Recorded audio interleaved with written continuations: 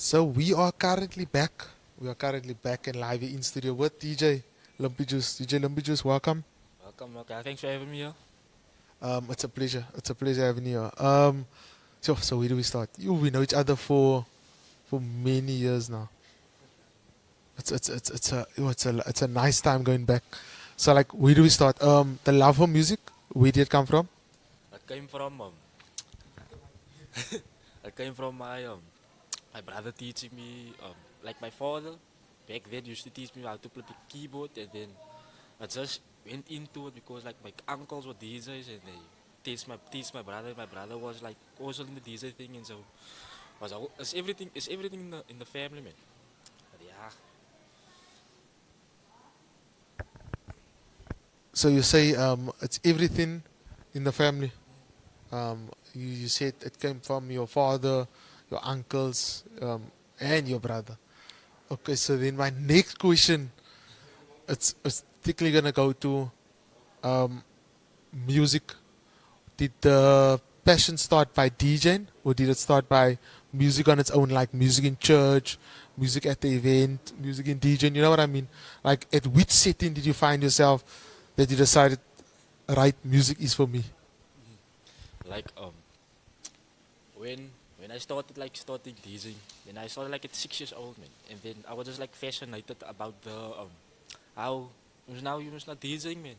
Like the music changed from other things, and so how the people use the instruments, and so and like how the crowd respond to the music, man. And then it, it, it pulled me into it, and just started creating from it onwards, and so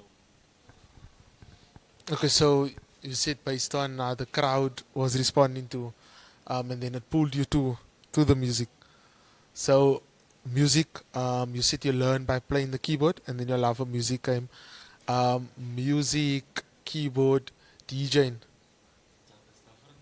Yeah, there's difference between all of it. So that's why I'm like um, grasping the three together by bracketing by saying your love of music came where you were taught it. You were taught everything around music, and then you got into seeing that the crowd is loving how you're producing the music, which is going to lead me to my next question. Where, as I was building up the show, I was telling the listeners as well as everyone here that you're not just a DJ, you're also a producer. So my next question would be: is do you perhaps know how much years ago did you start with producing? And then the follow-up question to that would be: prior to producing, did you do DJing or producing first? now I actually started with the DJing first because like I was at 6 years old I started DJing, and then through time I got at the age of 14 I started like producing because like my brother introduced me to this app called FL Studio, and then from there on I just like got used to the system, how it's produced and all, how's the instruments and all that stuff, and then from then I got the how it starts, and so but when I started producing I was like at 14, it was 6 years ago, so yeah, from then I started. 14, shoo, 6 years of producing.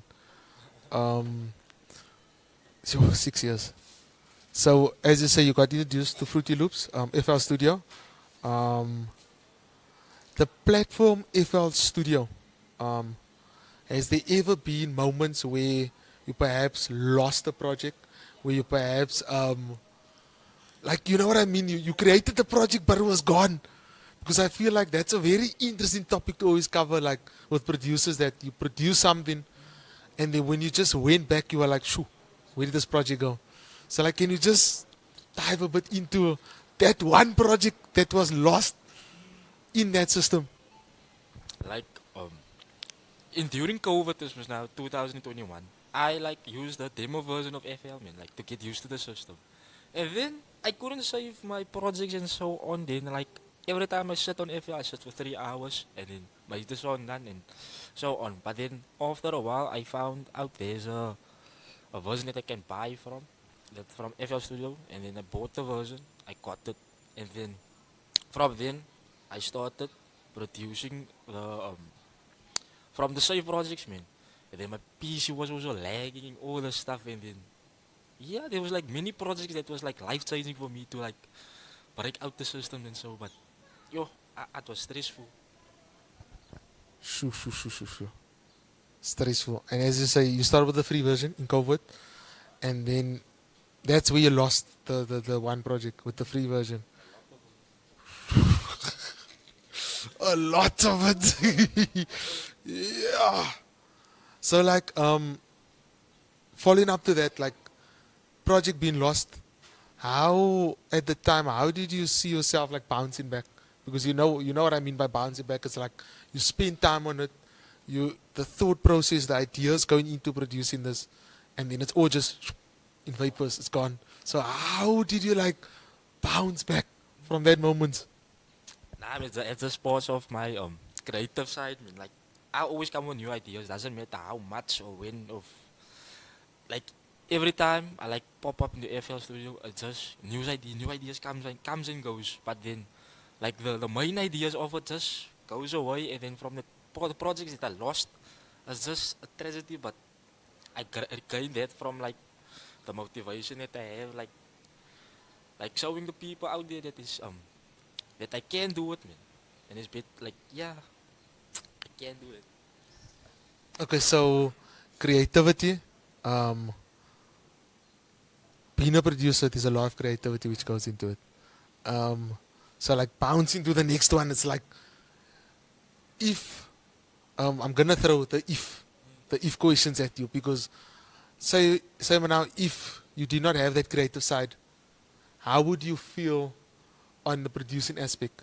You get what I mean? My question is like if you didn't have the side as you saying, the main ideas are there, but then so to say, can I say perhaps other sub ideas comes from the main idea, but sometimes the main idea gets lost in the sub ideas. But how would it be for you if your brain didn't think of the sub ideas? How would you see the producing? Because that's a very, very interesting question to ask. How would you see yourself if that sub ideas were not in place? Like honestly, I don't know because but I think I would be more focused on the DJing instead of the producing because the DJing also comes from the producing comes from the DJing. Like yeah, like if I DJ, then the like songs, they matches the keys and the notes and all those things, and then yeah. But if you, I think I will probably mostly focus on the DJing. Okay, so you would focus more on DJing if the creative side was not there. So going to DJing, getting into DJing, producing. When you play, do you mix off your tracks, or do you make it a variety? You mix off your tracks, you mix of other artists, you mix of other people, or how is it like a set? We at this event, DJ Limpie Juice is playing. How would a set look like for DJ Limpie Juice? Like I would usually play songs that people knows, and then maybe like throw one or a few songs of me in there because like I can't all time stay on one genre because then the crowd will like be very boring of the genre and stuff like that. But comes to my mixes and I like mix it up, man. Like throw instead of piano, I'm a piano. I put like old school there and then like old stuff that people knows, man. Like makes the more other like older people and people like new better songs and stuff like that to correspond with the mix, yeah. So basically, you're saying it's a whole mixed breedy type of, which is actually interesting, because I have heard you played before a couple of years back, and I must say you do the way you play, and you do put a mixture of old school. I think I heard a bit of dance. Then there was a time that I heard a bit of your gom and your beats, and which we do have two, which you're gonna play after this interview. So DJing, producing, you also do post it on social media, right? So like with the whole social media, we know that social media have its positives, and then it also has its negatives. So like jumping into that one, have you ever been at a moment or either where you produce something and then negative feedback came from that? So like can we just like not by you don't need to go much into detail with it. It's just about has it always been there because we do not know who's watching, aspiring producer, aspiring DJ, because we get this a lot. So now it's just about producing, DJing, posting it online. It has its positives, it has its negative. But those negatives, how do you handle with those negatives when it comes across? Like the negatives, I don't really like still bother about the negatives because like it's like people that think they better than you and stuff like that. But I like take that as motivation for me to prove you better than that. And then like sometimes like the views and stuff doesn't correspond with it, but that's fine because like I'm still growing and like that. But then time goes by, people like notice me more due to my mixes and my stuff that I post and like the consistency of posting it, man. And then like or like the like the opportunities, small opportunities like this interview example, and like people like ask me like to DJ the 21st or something like that. That's much more clout for me to like spread my name, man. But yeah, So you'd say, don't take note of it. Don't concentrate on it. Which will lead me to my next one.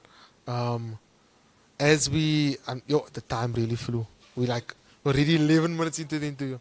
So like going to the next one is like, as you said, your mixes, you playing at events, people speaking about you. It's more cloud for you. It's getting your name out there. It's getting the exposure. So like, next question, where can people find you? like can find me on YouTube. But I'm still like having my troubles with Spotify them and TikTok songs and that. But like my Instagram accounts are there, my TikTok accounts are there, or Facebook accounts are there, and my WhatsApp just now. But it's all on there. But everything's on like on YouTube and like in the description of my YouTube page and yeah. Okay, so you say everything is there on your YouTube, it's on Instagram. Everything's in your YouTube, your WhatsApp, your Instagram, and then your TikTok. Okay, everything's there. And then the last question, the last one. I know time flew, time is really flying.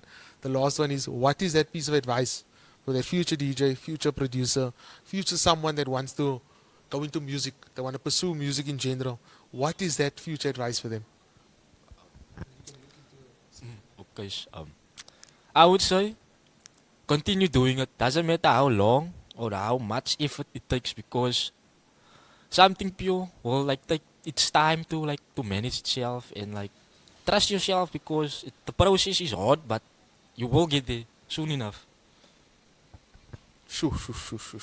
Trust the process. That's good advice. I want to say thank you for coming out today. Thank you for the interview. To many more. This is not the last interview. So with that being said, we're gonna have two of your songs play. Two of your songs play that you produced, and then we're gonna have the listeners listen to it and everything. And as we're saying, it's all about getting exposure. So if you just tuned in, this is DJ Limpie Juice live in studio. We're gonna have two of your songs playing, and you are kindly stay tuned to Inspire Elsies Radio, making Elsies liquor again.